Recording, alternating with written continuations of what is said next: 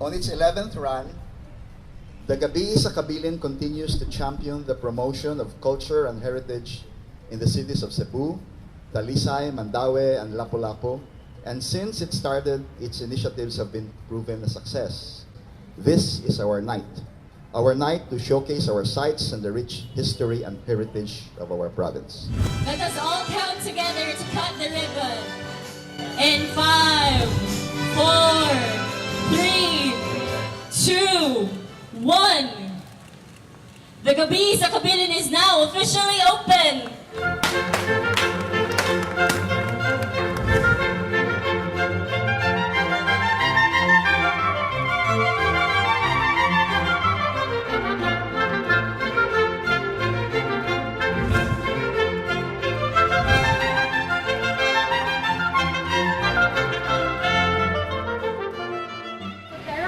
It was located in the Museo Subu at the third ground.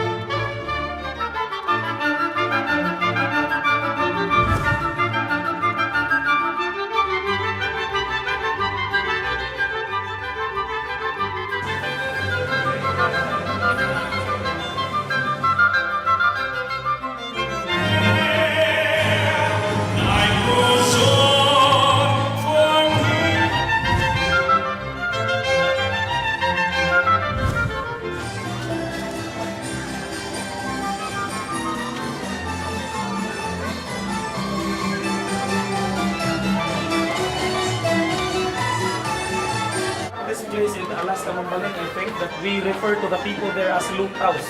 That is because